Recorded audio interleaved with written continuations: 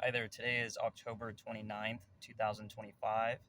It's Wednesday, and I'm going to read Mark chapter 8 today. So if you'd like to follow along, you're more than welcome to, and I hope this blesses you today.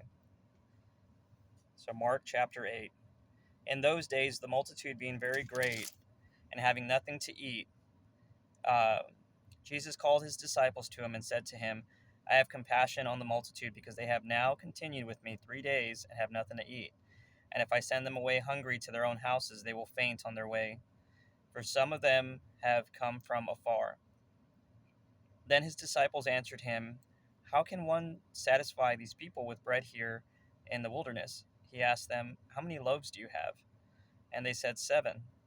So he commanded the multitude to sit down on the ground, and he took the 7 loaves and gave thanks, broke them, and gave them to his disciples to set before them. And they set them before the multitude. Um, they also had a few small fish, and having blessed them, he said, To set them also before them. So they ate and were filled, and they took up 7 large baskets, or leftover fragments. Now those who had eaten were about 4,000, and he sent them away. Immediately he got into the boat with his disciples and came to the region of Dalmanutha. Then the Pharisees came out and began to dispute with him, seeking from him a sign from heaven, testing him.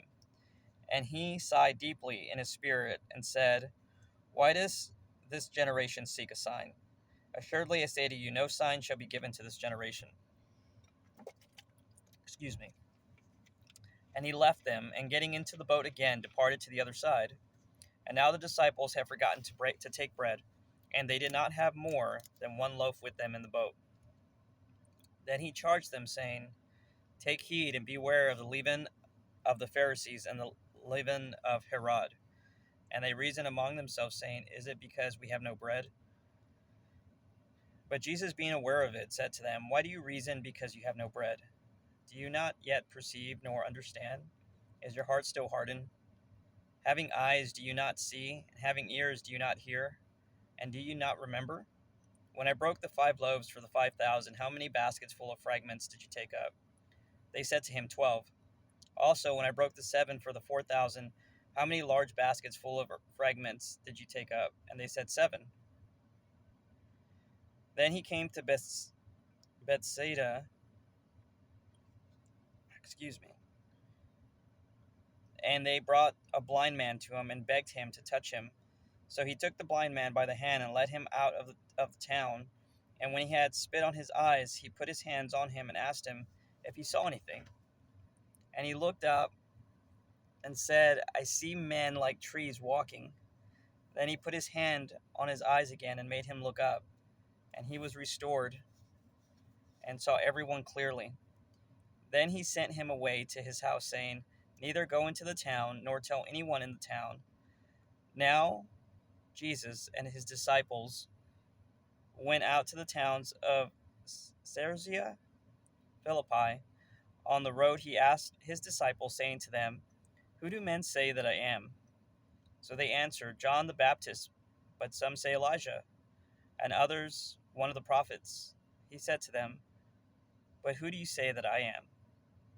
Peter answered and said to him, You are the Christ. Then he strictly warned them that they should tell no one about him. And he began to teach them that the Son of Man must suffer many things and be rejected by the elders and the chief priests and scribes and be killed, after 3 days rise again. He spoke this word openly, and then Peter took him aside and began to rebuke him. But when he had turned around, he looked at his disciples, and he rebuked Peter, saying, Get behind me, Satan, for you are not mindful of the things of God, but the things of men. And when he had called the people to himself, with his disciples also, he said to them, Whoever desires to come after me, let him deny himself, take up his cross, and follow me. For whoever desires to save his life will lose it, but whoever loses his life for my sake and the gospel's sake will save it. For what will it profit a man if he gains the whole world and loses his own soul?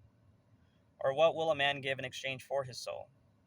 For whosoever is ashamed of me and my words in this adulterous and sinful generation, of him the Son of Man also will be ashamed, when he comes in the glory of his Father with the holy angels. Well, that was Mark chapter 8, and I really do hope it blessed you today. And I hope this truly was a blessing. So God bless.